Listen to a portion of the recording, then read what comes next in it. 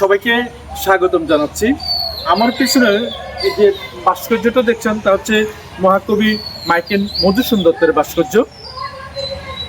বাংলা কবিদের মধ্যে যাকে মহাকবি বলা হয় সে মাইকেল মধুসূদন দত্তের যে যশোর জেলার কেশবপুরে তার বসত ভিটা রয়েছে। আজকের যে ভিডিওটা থাকছে, যে কন্টেন্টটা থাকছে তাকে নিয়ে বাংলাদেশ প্রত্নতাত্ত্বিক তালিকাভুক্ত এই স্থাপনাটি চলুন দেখাই এবং আলোচনা করি। এ হচ্ছে মাইকেল মধুসূদন দত্তের যে বাড়ি রয়েছে তার পৈতৃক বাড়িটা। তার এখানে মূল গেটের সামনে বাংলাদেশ প্রত্নতাত্ত্বিক তালিকাভুক্ত স্থাপনা রয়েছে।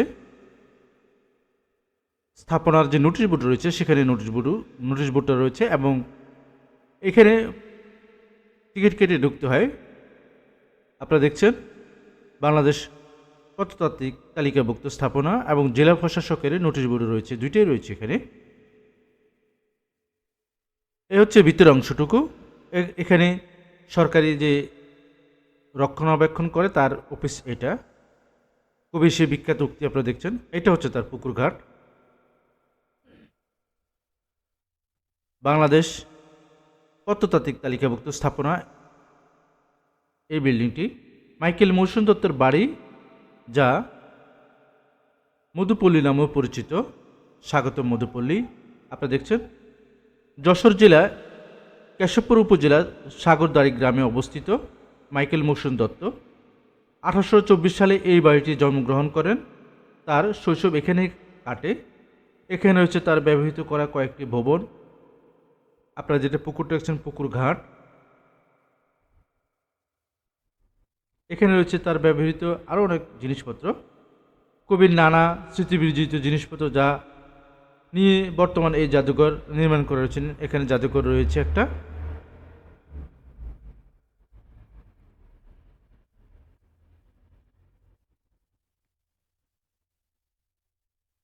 মাইকেল মধুসূদন দত্তের বাড়ি সম্পর্কে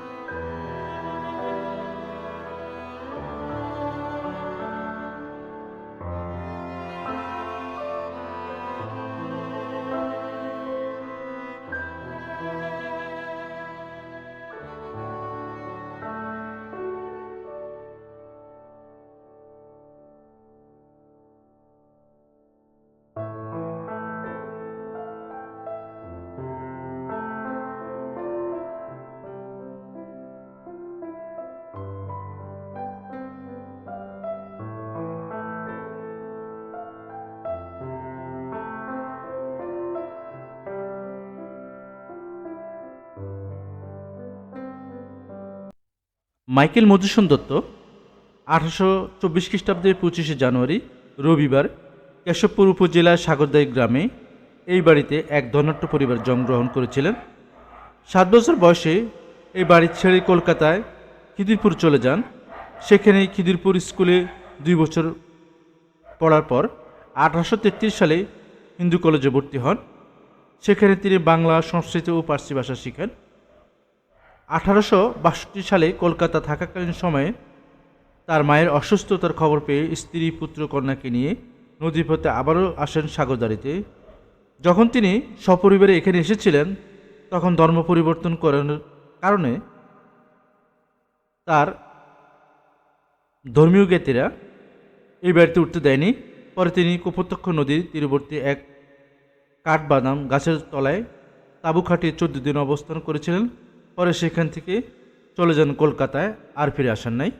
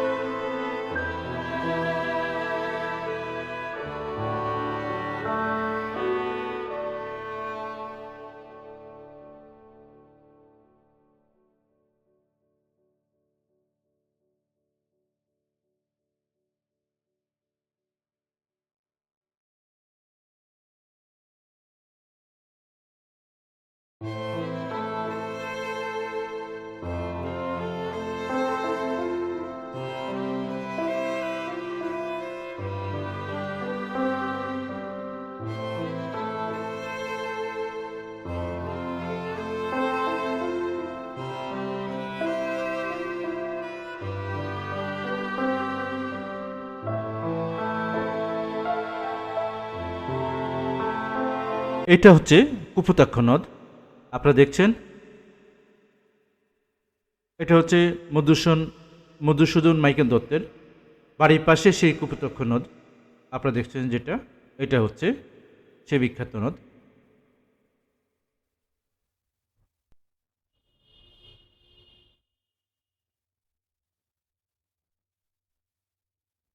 বাংলাদেশের এরকম উল্লেখযোগ্য দর্শনীয় স্থান যদি ভালো লেগে থাকে, সম্পর্কে জানতে আগ্রহী থাকেন, আমার চ্যানেলটাকে সাবস্ক্রাইব করে দিবেন, যাতে এরকম আর দর্শনীয় স্থান সম্পর্কে আপনি জানতে পারেন।